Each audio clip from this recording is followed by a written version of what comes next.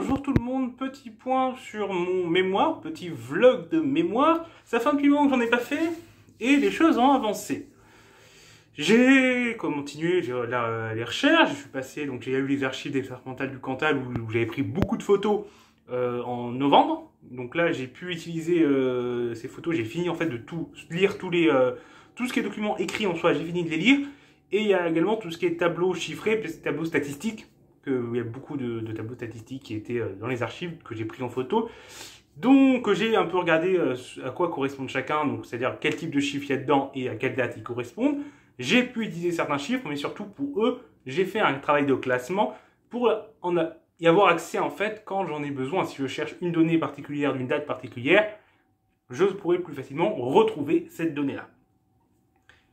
Je suis allé aux archives départementales du Puy-de-Dôme, où il y avait un peu moins de documents que dans le Cantal, mais quand même une bonne flopée, notamment là, encore plus de tableaux statistiques, et il y avait les procès-verbaux des réunions des houillères d'Auvergne qui se réunissaient tous les mois, et il y avait régulièrement un petit point, enfin chaque fois un petit point sur chaque mine du bassin, donc la mine de Champagnac avait été régulièrement abordée, et lors des années 50, avec la fin des années 50, avec l'approche de la fermeture de la mine, le sujet de la mine de Champagnac était encore plus abordé. Donc, durant cette période-là, j'ai beaucoup de documents là-dessus.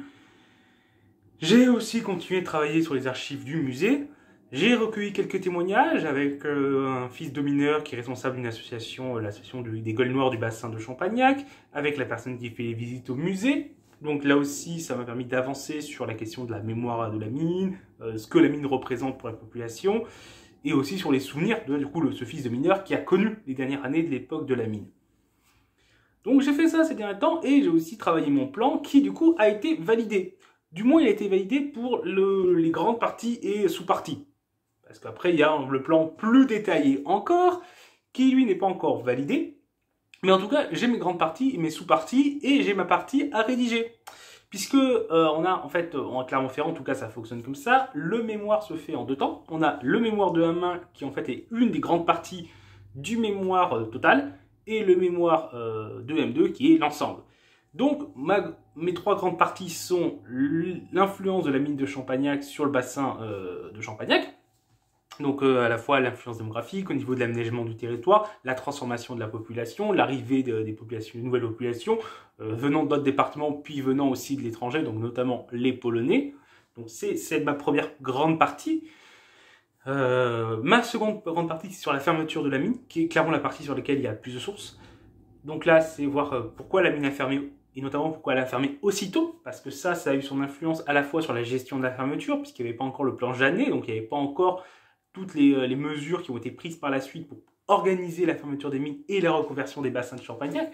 La mine de Champagnac a été une précurseur et a même servi un peu, puisque Jean-Noël Jeannet était ministre pendant les derniers mois de l'organisation de la fermeture, et l'année d'après, il fait le plan Jeannet. Et le plan Jeannet était à ce moment-là en préparation.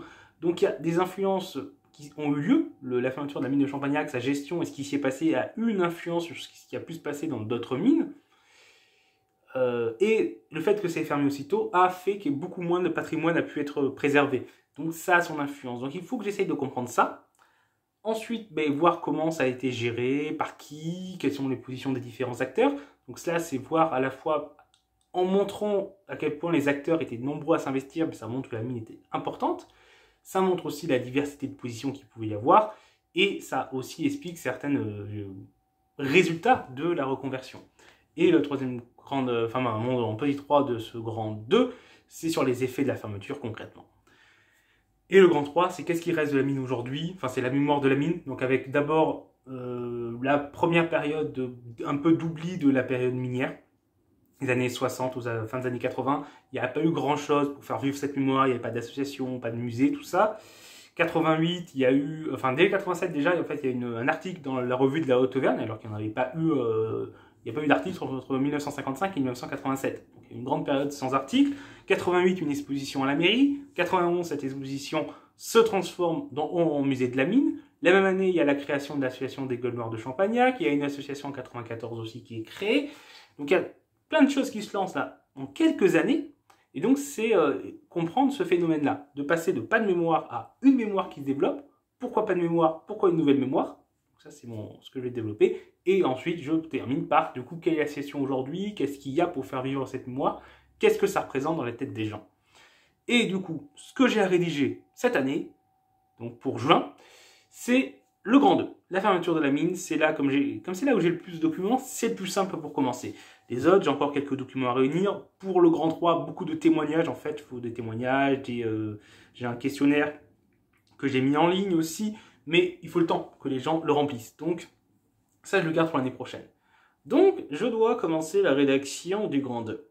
Je dois aussi faire une première version de l'introduction.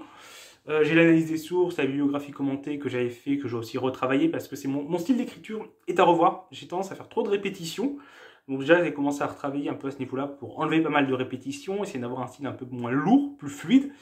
Mais c'est vrai que j'ai un gros travail là-dessus sur la qualité rédactionnelle, plus que sur le fond. Sur le fond, j'ai beaucoup de choses.